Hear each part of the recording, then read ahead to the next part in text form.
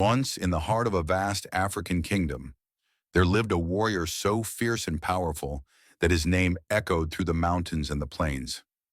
Zuri was his name, and his strength was unmatched. But what was once a blessing became his curse, as the desire for more power consumed him. Little did he know his fate would soon take a dramatic turn, one that would make the earth tremble and his own pride shatter into pieces. Zuri, the mighty warrior of the kingdom of Olaro, was respected by all. His bravery in battle was legendary, and his strength made even the fiercest enemies quake.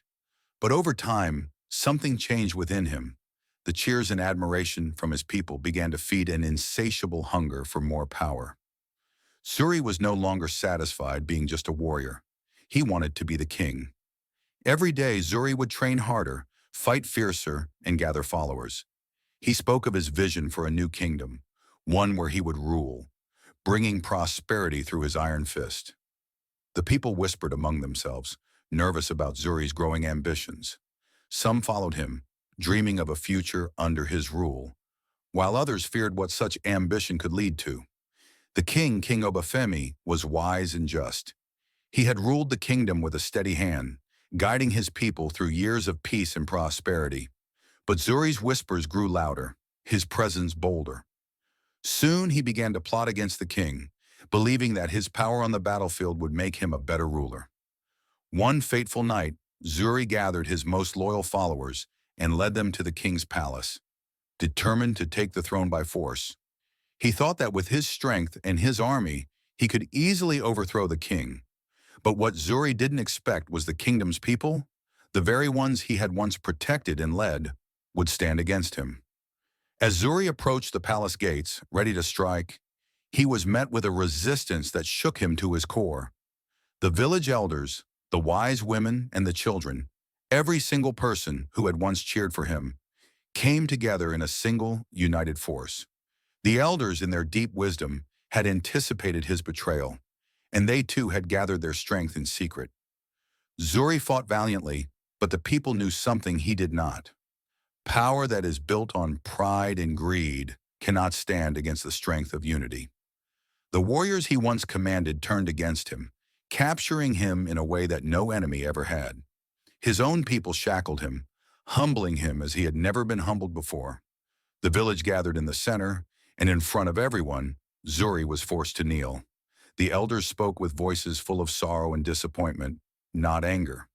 "Zuri," the eldest elder said, "you were a protector, a symbol of our strength, but you have lost your way. Power does not lie in the throne or the sword. It lies in the hearts of those who trust you." The people laughed, not out of cruelty, but as a way to strip him of the dignity he had once held so dearly. They mocked the warrior who had sought to rule with force, showing him that the real power lay not in strength, but in humility and wisdom.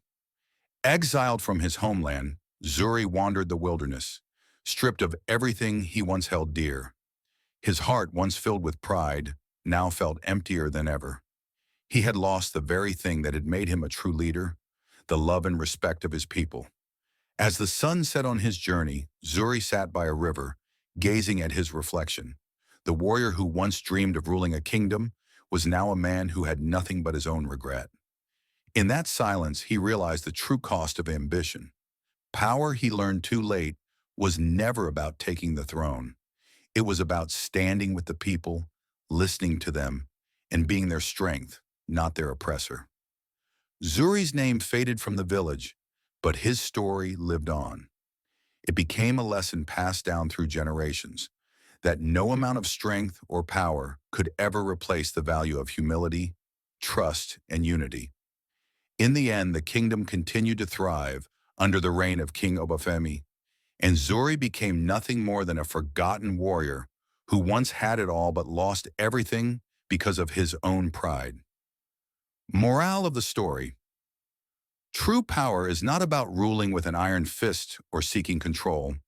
It's about leading with humility, respecting those around you, and never losing sight of what truly matters: the trust and love of the people you serve.